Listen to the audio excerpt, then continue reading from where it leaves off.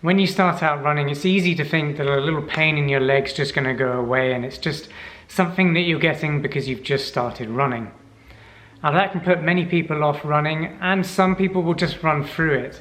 But I'm telling you from advice, if you're starting to feel pain and it's not getting better the more you're running on it, then definitely stop. Just give it a rest. Don't even do less running. Completely stop and take a break. Then once you've taken maybe 2 days off, go for a short run and see how it feels. If it hasn't improved, then stop. If it seems to be getting a little bit better, then start doing some short, very easy runs. And hopefully that will start building up the muscle in your legs where you need it, where those issues need support and muscle strength. Again, if it starts to get worse again, then just completely stop. It's not worth having a long-term injury. Good running form has significantly reduced the amount of injuries that I get. I can honestly say I haven't had injuries for years. And I can attribute this to running on the trails, but also listening to my body.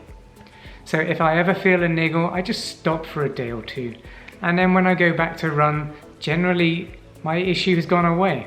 But I also do some strength training whenever I feel an issue in a part of my body.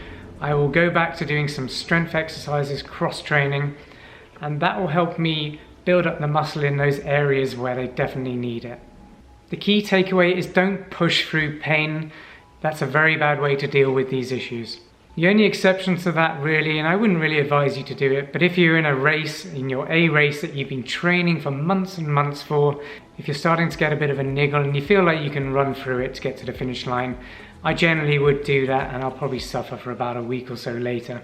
But to be honest, I've been training for months for that race, and there's nothing that's going to stop me finishing it, unless I've got a serious injury, of course. Better running form also makes you a faster runner too. This whole topic on running form is a huge one though, and I have previously written an article all about it on trailandkale.com, so follow that link up there and definitely check it out. This is so important.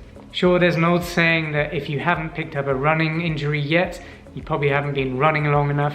Sure, pretty much every runner is going to get an injury of some kind, but these are ways that you can prevent much of the major ones like shin splints, runner's knee, ITB injuries, lower back pain, and even blisters on the ball of your feet.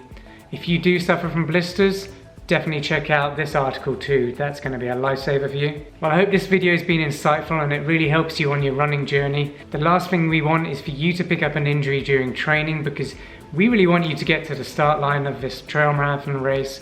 That is the number one most important thing. Get to the start line and then get to the finish line. Okay, so the next video is waiting for you, and this is a really fun one. This is my 11 race tactics to outsmart the competition so that you can jump places during your race and finish at a high position.